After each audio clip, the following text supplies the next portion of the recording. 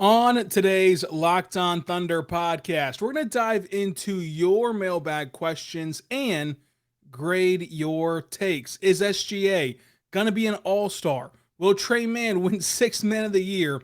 And will Chet Holmgren take home the MVP award? Plus, are the Thunder going to be in a playoff position at the end of the season? All that and more coming up on today's Locked On Thunder podcast on the Locked On Podcast Network, your teams every day.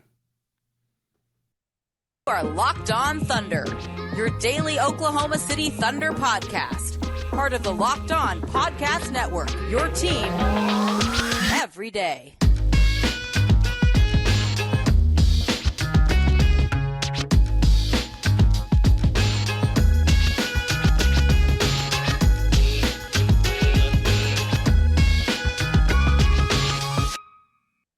Let's get it going on the Locked On Thunder podcast on the Locked On Podcast Network, your teams every day. I am your host, media member, and editor-in-chief over at thunderousintentions.com, Rylan Stiles. You can follow me on Twitter at Rylan_Stiles. Follow the show on Twitter at LOThunderPod. Email the show, lothunderpod@gmail.com. On today's show, brought to you by BetOnline, we're going to dive into another Oklahoma City Thunder mailbag episode with your questions, ranging from anywhere between SGA being an all-star to if the Thunder can be a playoff team, the Chet Holmgren winning Rookie of the Year, and even who has the best pizza in Oklahoma City. But thank you for making Locked On Thunder your first listen every single morning, every single day. We're here for you talking Thunder basketball. Subscribe for free across all platforms, including YouTube. Let's start out with grading your take. So I took to Twitter at Rylan_Stiles and I asked for your NBA opinions. And we're going to lay them all out right here and see which ones that we agree with, disagree with, and kind of how far out there they are or how realistic that they are. So let's start with at Andrew Baxter 90. The first take is that the Thunder will have at least 35 wins this year. That seems pretty realistic. That seems pretty fair. On the high end, they won less than 25 games the last two seasons. I think that they can win anywhere between, of course, they could technically in the low end win like 28 games or something, but I'd say 28 to 35 would kind of be where I would have them at. So that's just taking the very optimistic high end. Probably somewhere around 30, 31 wins might be more applicable, but 35 wins is not too terribly far of a stretch. Dort will average above 38% from three. This one I find very interesting. Of course, the Thunder have hired a brand new shooting coach in Chip England, and he's been fantastic in his entire career. He's regarded as the best shooting coach in the NBA and in the league. So anything that he can do to help Lu Dort will be great. But also, I think that with this current roster, you're going to see Lu Dort take less non-corner threes. And that's what's really drugged down his shooting percentages. Non-corner threes so far in his career. Lu Dort shot 29%, 33%, 31%. Corner threes so far in his career. He shot 31%, 46%, and 44%. So the last 2 years, he's been excellent shooting in corner threes, which has made up for how bad he's been on non-corner threes. And I think that this year, with the roster all flushed out, when you have SGA, you have Giddey, you have Lu Dort, you have Baisley or Jerry and Chet. And then, of course, whenever Jaylen Williams is on the floor with Lu Dort, that'll help a lot in terms of taking that pressure off of him. There are just so many reasons to believe that Lu Dort will be taking more in the corner than more up top, to where his percentages should rise naturally that way, plus any changes that Chip England can make. So I think that the outcome could lead to Lu Dort shooting 38% in the first year since signing that extension and re-signing this summer on that big deal. So that'll be very important. We're going to be looking at his three-point percentages all season long. And then another one from Andrew, he has two more. SGA will make an all-star team, and Chet Holmgren will be Rookie of the Year. Both these are very plausible. I think that SGA will make the all-star game this year. I think that the Thunder will be good enough record-wise, not in the playoffs or anything, not in like the top seven, but I think that they'll be good enough to where you cannot snub SGA again just based on team record, and that he'll continue to have a fantastic season. And of course, Chip England making his three-point shot bounce back this year percentage-wise, and getting that more under control this year at the start of the season will help a lot too. I do think SGA will be an all-star. And then predicting Chet Holmgren will be Rookie of the Year. If I had to bet money on it right now, I'd still go Paolo Banchero. I think that he'll have a more eye-popping points per game stat line to where that'll get him more votes. But if Chet Holmgren averages 2 blocks per game and is just dominating defensively and offensively, then that changes. I think that Chet Holmgren has the easiest path to Rookie of the Year to dethrone Paolo Banchero because he can do so much more than just points per game. To me, I'm looking at Paolo, I'm looking at Chet, and then I'm looking at Keegan Murray, because if Keegan Murray is a huge, impactful piece of the Kings breaking that playoff drought, maybe that's where the voters go as well. But yeah, I think that all these takes are pretty fair. Obviously optimistic, but pretty fair. If I had to bet which one I think will come true, like which one I think will actually happen, and I had to bet on one of these takes being correct, I would bet on SGA being an all-star as the most correct out of this bunch. At Swanson27A, Sam Presti will not tank this season and he'll let it play out like normal. So the Thunder have a lot of routes to go here. I always have said this offseason that it'll kind of look like this, where they'll play the season like normal up until the All-Star break, and at the All-Star break, they're either going to pivot or they're not going to pivot, and they're just going to keep playing it out. And then this take, of course, is saying that they're just going to keep playing it out. I could see that. It's a really deep draft class, and the odds of you capturing the lottery luck to get Victor Wembanyama is not very great, even if you're the worst team in the league. But I don't think that they're going to have a chance to get down that low. Like, I think that they're obviously better than San Antonio. I think that once Danny Ainge is done wheeling and dealing, they're going to be obviously better than Utah. And then that's not to mention any other team in the league, that is going to be tanking at the time, plus injuries and everything of the sort. Now, the only pushback I'd have with this is that if anything goes wrong, and this is the case for every team in the league, if anything goes wrong, there is strong incentive in this great of a draft class, especially with a clear number one, to just go ahead and pack it in for the year.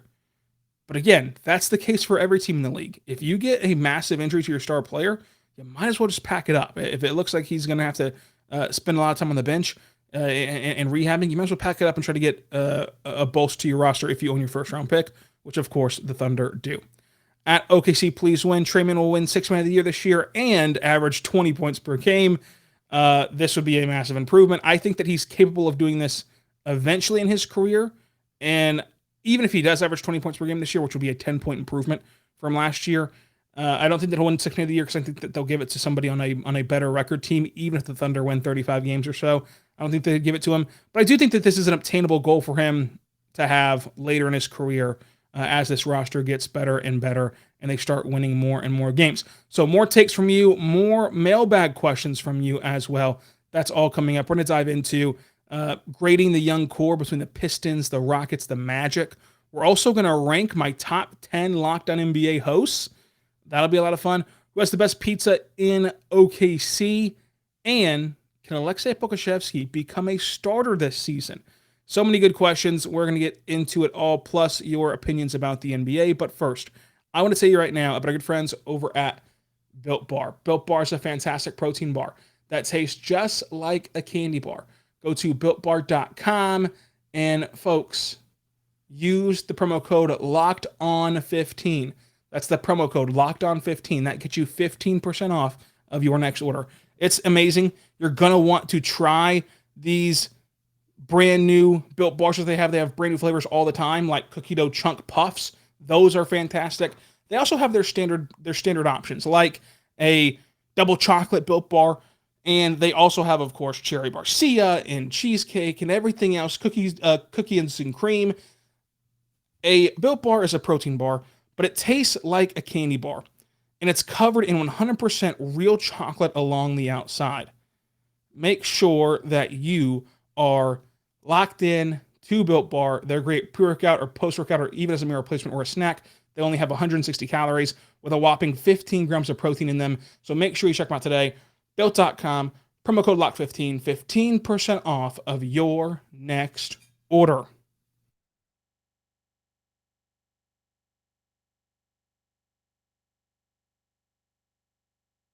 We are back on the Locked On Thunder podcast, on the Locked On Podcast Network, your teams every day. I am your host, media member and editor-in-chief over at thunderousintentions.com. Rylan Stiles, you can follow me on Twitter at Rylan_Stiles. And of course, subscribe to the show for free on YouTube and any other podcasting platforms that you are listening to the show on. Let's continue grading your takes. This one from at MK325491 on Twitter. The Nets made a huge mistake trading for James Harden, and now it's even worse because of the KD situation. I think that this is a fair opinion, but it deserves the context of it, right? It was clear that at the time Kevin Durant wanted James Harden, and that James Harden wanted the Nets, and that, who knows where Kyrie stood in all of this truly. But you're focusing on Kevin Durant. Kevin Durant is the prize in all of this. He wants Harden. Harden's available. Harden wants you. You got to go get James Harden in that case, because you've given your franchise away for the next 4 years to Kevin Durant and Kyrie and the players. And that's what they wanted. And then it just didn't work out. So I think that it's hard to begrudge the Nets for trading for James Harden, because if you don't trade for James Harden, what's stopping Kevin Durant at the time of just saying, hey, trade me then, if you're not going to trade for James Harden? Because that's how this works. I mean, he has that kind of leverage, Kevin Durant does, to do that over something like that. So it was a mistake in the sense of just pure outcome and basketball trajectory and everything like that. But in terms of appeasing Kevin Durant, they kind of had to do it, and now it's gotten them in this mess of a situation where now Kevin Durant doesn't want to be there anymore, and the Kyrie stuff. The Nets were a massive failure. They took the shot. They took the shot on the acceleration button and on giving their franchise two players, and it just didn't work out. But if it would have resulted in a championship, of course, it would have all been worth it. From at Jackson Gatlin on Twitter, host of Locked On Rockets, Jabari Smith will make an NBA All-Defensive team before Chet Holmgren does. I thank you, Jackson, for not saying that Chet Holmgren never makes one, just that Jabari makes one first. This is going to be a hard take to disagree on, because I had Jabari Smith one on my board, and I think that Jabari Smith can be an elite defender and will be an elite defender in this league and be a very versatile one that can guard 1 through 5 and can just be an excellent 3-and-D caliber player. It comes down to kind of what the voters – it comes down to a lot of things. What the voters think is more important, rim protection as a highlight stat, or the way that Jabari can get blocks and steals on the perimeter and lock down perimeter shooting. It comes down to also strength of position, in terms of you're going to vote on Chet being a center versus you're going to vote on Jabari being a power forward / small forward area of his game. It comes down to also, I think, record. I mean, I think that the voters, of course, are always going to factor in record a bit in this, who can get better faster, the Thunder or the Rockets. With all that being said, I think that it will be Chet, just because he'll have more eye-popping defensive numbers that are just basic and standard, and that a lot of the voters still use those kind of metrics instead of using more advanced sites and advanced stats. But it'll be very close, and I think that both of them make multiple All-NBA defensive teams. At Zakara VS, Jaylen Williams will become the third most important prospect at the end of the year, behind SGA and Chet Holmgren. I think that this would mean that, of course, he jumps Josh Giddey, which would be a bit of a stretch, I still think, even though I love Jaylen Williams. Of course, jumping Trey Mann would have to happen, which I think is very realistic. I think that Jaylen Williams is already my fourth favorite Thunder player in terms of this young core. I think that we can do on-ball and off-ball on offense. Plus, I think that the defense that he's shown in college and at Summer League really goes a long way for a team that has a track record of developing defense and developing that skill set fully, with one of the brightest young defensive minds on the sidelines in Cameron Woods. So you've got a guy who can play a versatile game of defense, who can already shoot pretty well, and of course can play as a ball handler or off ball. And the Thunder have an environment that is, number one, conducive to developing, because that's just the Thunder's track record. Number two, really good at developing defense, which, hello, that's something that Jaylen already has a baseline of and thrives in. And number three, they just hired the best shooting coach in the NBA. So with all those things, it feels like a perfect marriage for Jaylen Williams to develop into one of the best players in this roster and a really good player in this league as a lottery pick and as somebody who the Thunder, of course, invested in from Santa Clara. So I don't hate this take, but of course it's going to be hard to jump over Josh Giddey in one rookie season. So I do think that it's going to be wrong. I think this is going to be fourth, but fourth is not bad at all for what this team is. At MN Renegado, sorry. SGA will be an all-star, Chet will be top 3 Rookie of the Year, and Luka or Giannis will win MVP. This is a perfect take to me because we break down all three. I've already said I think that SGA will be an all-star. I think that Chet will finish at least top 3 in the Rookie of the Year, so that's a better take, of course. Not a better take, but of course a more crutched take than Andrew Paxter's take of him outright winning it. I feel very comfortable with him being top 3 versus I'm a little scared of him just outright winning it because, of course, we just never know how these things develop and how the voters feel about Rookie of the Year. So top 3, though, feels like a lock. SGA for an all-star game feels like a lock. And I do agree with you that either Luka or Giannis will win MVP. I think that we're going to get a full, healthy, and in-shape Luka this year from start to finish. He's playing in Eurobasket. He's played pretty much all year, all summer overseas. I think that with Giannis, of course, the Bucks always have potential to win an absurd amount of games, and he's going to be awesome as well. But I do think that if I had to bet money right now, I'd bet on Luka or Giannis to be MVP. And, of course, Chet top 3, SGA All-Star, all make sense as well. At Thunder takes OKC. Keegan Murray and the Kings will be a 6 to 8 seed in the Western Conference. Yeah, this is what I was talking about earlier. If this were to happen, yeah, Keegan's going to get a lot of love for Rookie of the Year because he will have to have helped Sabonis and Fox get there in a massive way. To be 6th to 8, if you're 6th, you're not even in the play-in. You're in the playoffs automatically. That would be just unheard of. Even to be 7-8, that would be incredible to have that leverage going into the play-in where you get two shots at it to try to make the playoffs. So like this take, I think, will end up being quote unquote wrong. I think that the Kings will finish 8 to 10 this year. But if it's were to happen, I just want to use this as a launching point. It's going to be hard to deny Keegan Murray Rookie of the Year award if this were to happen. Look at what happened to Scotty Barnes last year and everything of that nature. At Zach McDaniel, the Thunder's future does not revolve around SGA. Instead, the ball should be in Giddey's hands. I'm not ready to say anything about the pairing between these two guys. What we know so far is that SGA is a very good player and that Josh Giddey is a very good player. What we know so far also is that they haven't played a lot of games together, and we know that they're both mature. We know that they both want things to work out for themselves and for each other. We know that they both are on the same page of trying to make this work together, and when two very good basketball players want to make it work, it's going to be a lot easier to make it work. And we also know that they had the best game of their season together, the best game as a duo, the day after the All-Star break. What happened the day before? Well, they had this all-out meeting with both of them and Mark and Sam Presti and got on the same page and figured some things out for one game only because then, of course, Josh Giddey got hurt. So with all that information, I'm not ready to say definitively what should happen, who the team should revolve around. I think that this will truly be a communal effort of there are going to be games and days and weeks at a time where SGA is just completely and thoroughly ball dominant.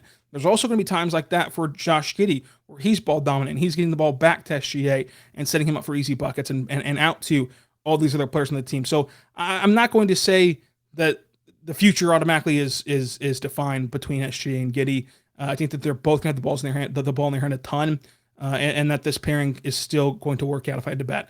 At Adrian _ the Thunder trading for the Knicks pick to get Ousmane Dieng was a mistake.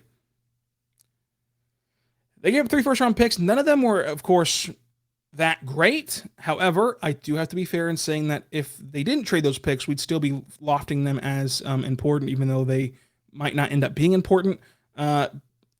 It's of course the biggest play the results factor there is, right? You trade those heavily protected picks for Ousmane Dieng. If he becomes a all-star, totally worth it. If he becomes a bust, then you start questioning things. So we're totally going to play the results on this. There might have been better value on the board at the time, when we traded for that Knicks pick, but the Thunder, of course, believe in Ousmane Dieng, and they've been scouting him since he's 16 years old, so I have to give them the benefit of the doubt there. I wouldn't say it's a mistake. I would just say it's a big risk, a big gamble. This take is the funniest take from Clausen on Twitter. The Thunder's big ball lineup of SGA, Josh Giddey, Pokusevski, Jerry, and Chet Holmgren. Whew, that is a massive lineup. Will dominate this season with some Chip England magic. So yeah, if Giddey can shoot league average from 3 and Poku can shoot just below league average and Jerry can reach his shooting potential, which I think is about 38, 39% for Jerry's ceiling, and Chet Holmgren shoots 40% from 3 again, yeah, then this lineup can dominate. But it'll be wacky, it'll be wonky, and that's exactly how the Thunder want to play. It's just kind of eye-opening to list all those guys at the same time and be like, Mark's probably going to roll that lineup out at least for a little bit this season. At Thino Walrus, it does not feel like the front office wants the team to succeed, just to stay in the lottery. Am I right to feel this way? Me personally, I think that the Thunder want team success. They want the team to succeed, but if they don't get success, they're going to not panic. And what I mean by that is the success can be defined in a multitude of ways. For the Thunder, success is defined in the sense of not can we reach the play-in. To them, reaching the play-in is not a successful season. A successful season is going to the playoffs and having a shot to win in the first round, a shot to win in the second round, a shot to eventually win a title. That's success. If you can check off any of those three boxes, then it's a successful season. If you're only checking off, well, we scrapped our way to the play-in, they think that that's less successful than, well, we have a really good shot to get another key piece of this roster that was not good enough to do anything but barely make the play-in. So it's all about perception of success. I think that the Thunder, in their ideal world, would love to find a balance between developing these young players and staying in the lottery one more year. I think that that's what they want to do. We'll see if they can actually pull that off. But again, what's your version of success? To you, is having team success barely scraping the barrel of a 10th seed, 8th seed, 9th seed? Or is team success, finishing bottom 5, 6 in the league and then leaping up and getting a guy in the lottery, like having the shot to leap up? Of course, you're not guaranteed to leap up, but having the shot to leap up. So that's kind of where I'm at with this whole thing. I think that the season this year is going to be fun, no matter the win-loss record. I think that this is the year in which, if you've been a casual fan, if you've been totally checked out even, this is the year to get right back in the mix, because while I can't promise you any record will be different or any win-loss number, I can't promise you a figure on the win-loss record. What I can promise you is this team will be fun. What I can promise you is this team will lay the foundation for how Thunder basketball unfolds for the next 8, 9, 10 years in Bricktown. And you're going to want to be on the cutting room floor, on the cutting edge of seeing this team evolve and eventually become a contender again, which I think will happen in the near future. Again, I think that this offseason in 2023, we're going to see a huge splash move, I hope, and I think that that's kind of where things are trending. So I want to start having you guys invest in the Thunder and getting ahead of the curve on that big splash move and getting excited about the Thunder future. I think there's a lot of reasons to watch this year, and we're going to outline those throughout the next few weeks and leading into training camp in the season at the end of September. But I just want to tell you right now that that's kind of how I feel about it. But yeah, obviously they've pivoted a bit in the last couple of seasons, but I think it's for a good reason, because I think that success is kind of perspective.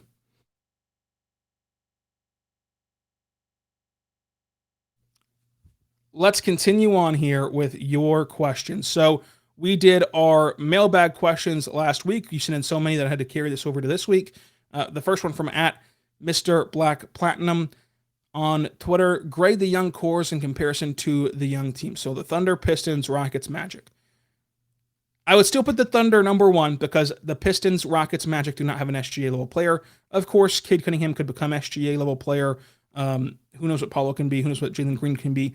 But starting with the starting point of SGA before you mention anyone else, the Thunder have the lock on the best young core, because then you can go into Josh Giddey, you can go into Chet Holmgren, because if you were just going to only talk about what these guys could become, well, Chet Holmgren could become a guy we've never seen before that can win multiple All-NBA awards and All-Star awards and things like that. So like, if we're talking about what they could become, obviously it could be SGA, Josh Giddey, Chet Holmgren all panning out. Not to mention Jaylen Williams, I'm very high on, that can shoot the lights out of the gym, plus cut very well, plus play on ball, plus play good defense. So I still think that the Thunder are the number one young core. And in fact, we did a roundtable episode at the All-Star break you can go back and listen to, with me, Locked On Magic, Locked On Rockets, Locked On Cavs, Locked On Pistons, a lot of the Locked On hosts. And they all agreed with me that the Thunder have the best young core, the second best young core. So the Rockets have Jalen Green and they have Jabari Smith. The Magic have Paolo Banchero, and the Pistons have Cade Cunningham, and they have Jaden Ivey, and they have Jalen Duren. The second for me is the Pistons. I love that Pistons draft class this year. I love Cade Cunningham, so it's Pistons 2. And then it's between Rockets, Magic. I still lean towards the Rockets. I had Jalen Green as 1B last year instead of number 2 under Cade Cunningham. I think that he's going to explode this year onto the scene. So I have the Rockets there with Jabari Smith, who's my 1-1 this year. And then the Magic. I still love Paolo Banchero, but I think that they are just now starting in the sense of, yeah, they're young players. Some of them are very complimentary, and some of them are very even competent young players that can help you play good basketball. But they've only got one guy that I think is capable of being a top 2 on a team, a top 1 on the team, and that's Paolo Banchero. The other cores have a couple guys who I think could, if they reach their ceiling, become a number 1, 2, 3 on a team's core and on a team trying to win a championship. So at It's Meershin, do you consider the quote-unquote new media a threat? Renowned journalists like Michael Miller have been forced into retirement by them. If you don't know that joke, if you're not on Thunder Twitter, Michael Miller is just some random fan account that somebody made and acts like they're in these press conferences with the Thunder media and stuff. It's kind of funny. They just copy and paste our tweets and post them. It's kind of funny. Of course, I don't think that's the new media. I think that the new media is Draymond Green, and the new media is JJ Redick, and the new media is Duncan Robinson. That's of course your question. You just made a joke about Michael Miller, which I think was very funny. I did laugh at it whenever I read it the first time. No, to me, the new media is not a threat. It's a ability to coexist, right? Because they have great insight and they have great podcasts and storytelling ability and connections within the NBA, of course, to get on great guests. And when they do get on those guests, they have an ability to make them feel more comfortable because you have a relationship with somebody and you have, that rapport. Whereas Andre Iguodala, right? Andre Iguodala got the Warriors GM and owner on, and the Warriors owner gets fined for what he says on Andre Iguodala's podcast on Meadowlark Media. It's called the Point Forward podcast. Got fined for what he said on the podcast, and I think that only happens because he's so comfortable with Andre Iguodala, and that he let his guard down in that interview that he wouldn't have done with somebody else. So I do think that the new media is great for basketball fans, and it's great for sport fans. It happens, of course, outside of basketball. We're focusing on basketball. It's great for basketball fans, and I do think that there's an avenue for everyone to coexist because that whenever you go to the Point Forward podcast, you're going to get Andre Iguodala's perspective, and whenever you go to Draymond Green's podcast, you're going to get Draymond's perspective, and they're going to present to you the best version of whatever story they're telling for themselves. And with these documentaries, right, of Derek Jeter and Tom Brady and Michael Jordan, they're going to have the first right of refusal if they don't want something in the documentary. If they don't want something touched on in the documentary, they're going to get to clean it up, and they're going to get to present it how they want to present it. That's all fine and well. It's all their prerogative, but there's also going to be inside stories from Shams and from, Mark Stein and from all these other guys too that tell you the full-blown details of all parties involved and not trying to, hopefully, of course, if they're doing their job correctly, not trying to side with one side or the other. That's, of course, happened before, of course, in traditional media, but it'll be more likely to happen with the players themselves. So I think that there's an avenue for everybody. There is a avenue for everyone to coexist in all of this. You can get the player perspective, the media perspective. There's even fan podcasts, obviously. You can get the fan perspective. You can get all of it. So I think that it's great. And the time we're living right now is incredible to be a fan of this sport. At MK325491, who are your top 10 Locked On Network hosts? I'm only going to do NBA because I have listened to Locked On MLB and NFL and college throughout, sporadically, but I've listened to the NBA the most. And of course, I'm ranking all of them in the top 10. We're just going to go 1A, 1B until we get down to 30. But I do want to say I love listening to Nick Angstead on Locked On NBA on Thursdays. And then also, of course, Locked On Mavericks. John Corrales, Shake Madison do Locked On NBA on Wednesdays. Love that podcast. That is appointment listening for them. Corrales, of course, with the Celtics. I love listening to that podcast during the Celtics finals run. And, of course, they're just a fun team to watch. And I do find myself watching Celtics games, waiting for the Thunder to tip off on NBA League Pass because they come on earlier, of course, Central Time. They come on 6 Central Time, so it's easier to watch the Celtics. So I love watching John Corrales' podcast and Jake Madison's podcast, Locked On Pels. He has so many great ideas and fun ideas for topics and that you can kind of steal for your own podcast. Plus, of course, he's just a great Twitter follower and a great host in general. Plus, their Locked On NBA is just dynamite on Wednesdays. Matt Moore of Locked On Nuggets is great. Jackson Gatlin of Locked On Rockets and Locked On NBA Mondays is great. And then, got to give a credit to Josh Lloyd, who hosts Locked On Fantasy Basketball, the biggest fantasy basketball podcast in the world. I'll be on there this week talking Thunder Fantasy Basketball. And whenever I started with Locked On, I started to get into I started to get into fantasy basketball. I only really ever played fantasy football before, and Josh Lloyd made me an expert pretty quickly in basketball, fantasy basketball. Of course, David Locke. I think that David Locke deserves to be on this list, not just because he owns the company, he's the boss of everything, but I admire David Locke's ability to walk the line of being an overly excited fan in some instances, but also come back and being a very measured, journalistic kind of approach to it. Balancing that is very tough, and he does it very, very well on his podcast and gets his fan base excited. You've heard Richard's statement on our podcast before. I love him as well. Matt George, Locked On Kings. Whenever the Kings get good this year, check out Locked On Kings. Matt George is one of the best, of course, and then Isaac Harris, of course, hosting Locked On Mavericks. And, of course, Richard Stamen hosting Locked On NBA Draft and appearing on this podcast frequently as well. At P Bartolo Season 7, best pizza in OKC. For my money, Hideaway is the best pizza in Oklahoma. Love Hideaway. I love Hideaway in OKC. Empire Slice is an honorable mention, but for me, it's Hideaway. What are your favorite pizzas in OKC? I'm always down to try new pizza in and around OKC. At Subliminal 55, now that Roby Island is sold to San Antonio, what is the next pun player you believe in? And then he gives a shout. Cameron Baker gives a shout out to the North Pole, Jaylen Williams, as Thunder Chats on Twitter, who you've heard on this podcast before, calls him Santa due to attending Santa Clara University. For me, it's Baisley Bay, it's Giddey Grove, and SGA Avenue for who I'm buying stock into with puns about islands and living spaces. Another question from the email from Joel. So shout out to Joel. I think this is like one of our first email questions. You can email us lothunderpod@gmail.com. Can Poku do enough to become a starter this year? No, I don't think he can do enough to become a starter this year in the sense of starting every game this season, or half of the games this season, or a quarter of the games this season. I do think they'll get some opportunities to start, and I do think that he'll take a big leap this year in his progression. I think that this year you'll see the best version of Pokusevski you've seen so far, and he can be a very solid rotational piece for OKC. So that's where I'm at on Poku. That's where I'm at on this Thunder roster and team. Let me know your takes on the YouTube comment section down below and on Twitter at Ryland_Styles. And until tomorrow, be good and be good to one another.